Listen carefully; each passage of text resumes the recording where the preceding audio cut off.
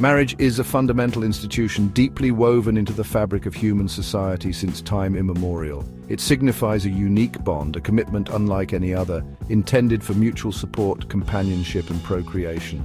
In a world of fleeting connections, marriage stands as a beacon of enduring love and fidelity.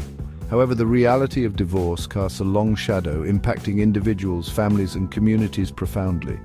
The pain of a broken covenant, the legal battles, and the emotional toll are undeniable.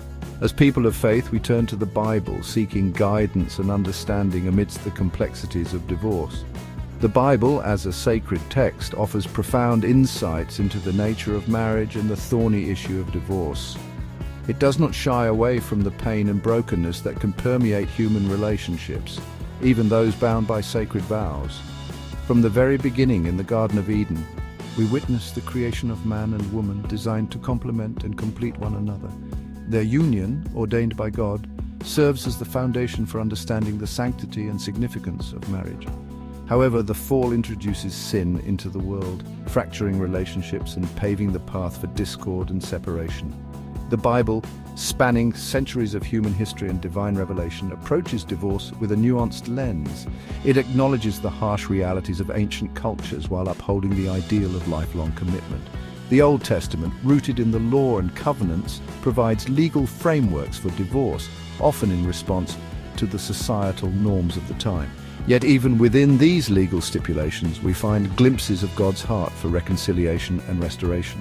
The prophets, often railing against injustice and unfaithfulness, highlight the devastating consequences of broken covenants, drawing parallels between marital infidelity and spiritual unfaithfulness. The Old Testament, particularly the books of Deuteronomy and Leviticus, lays out specific laws regarding divorce. Deuteronomy chapter 24, verses 1 to 4, for instance, permits a man to divorce his wife if he finds some indecency in her. This verse has been the subject of much debate and interpretation, with scholars grappling over the meaning of indecency.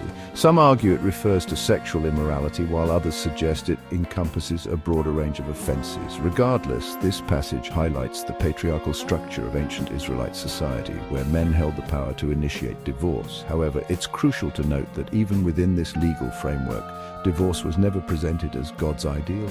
The prophets, such as Malachi, condemned the casual way men divorced their wives, often to marry younger or foreign women.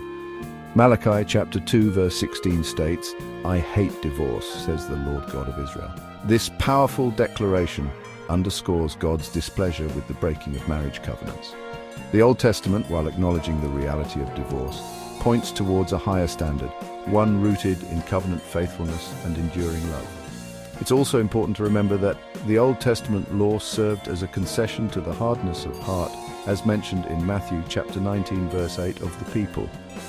Jesus himself makes this point when addressing the Pharisees on the topic of divorce. The law, while outlining permissible grounds for divorce, was never intended to encourage or glorify it. Instead, it aimed to regulate a prevalent practice and protect vulnerable parties, particularly women in a patriarchal society. Jesus in the New Testament elevates the sanctity of marriage and presents a radical view on divorce, challenging the prevailing norms of his day. In Matthew chapter 19 verse 6, Jesus declares, "Therefore what God has joined together, let no one separate." This profound statement underscores the divine design and inherent permanence of marriage. Jesus reaffirms the Genesis account, emphasizing the sacred bond established by God himself. When confronted by the Pharisees about Moses' allowance for divorce, Jesus distinguishes between the law's concessions and God's original intent. He argues that divorce was permitted due to the hardness of people's hearts, not because it aligned with God's perfect will. Jesus emphasizes that marriage is meant to be a lifelong covenant, reflecting the unwavering love and faithfulness between Christ and the Church, as described in Ephesians chapter 5, verses 22 to 33. The only exception Jesus makes regarding divorce is in cases of sexual immorality, as mentioned in Matthew chapter 5, verse 32, a term that requires careful interpretation within its historical and cultural context. Some scholars believe it refers specifically to adultery, while others interpret it more broadly to encompass various forms of sexual sin. Regardless of the precise definition, Jesus' teaching underscores the seriousness of sexual sin and its potential to shatter the covenant of marriage.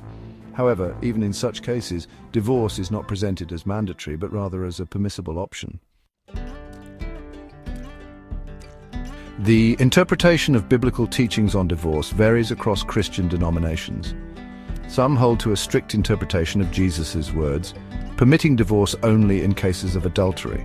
They emphasize the permanence of marriage vows, stressing the importance of reconciliation and forgiveness.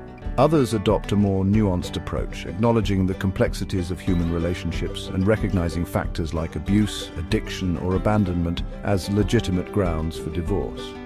Catholicism, for instance, generally prohibits divorce and remarriage, upholding the sacrament of marriage as indissoluble. Annulments, however, may be granted under specific circumstances, declaring a marriage null and void from its inception. Protestant denominations exhibit greater diversity in their views. Some, like Anglicans and Lutherans, permit divorce and remarriage under certain conditions, while others, like Presbyterians and Methodists, adopt a more case-by-case approach, emphasizing pastoral guidance and discernment. Evangelical Christians often hold a stricter view, emphasizing the sanctity of marriage and limiting divorce to cases of adultery. They may offer support and guidance for reconciliation, but generally discourage divorce, viewing it as a last resort. However, it's important to note that even within denominations, there can be a spectrum of beliefs and practices. Pastoral care often involves navigating these diverse perspectives with sensitivity and compassion, offering guidance tailored to individual circumstances.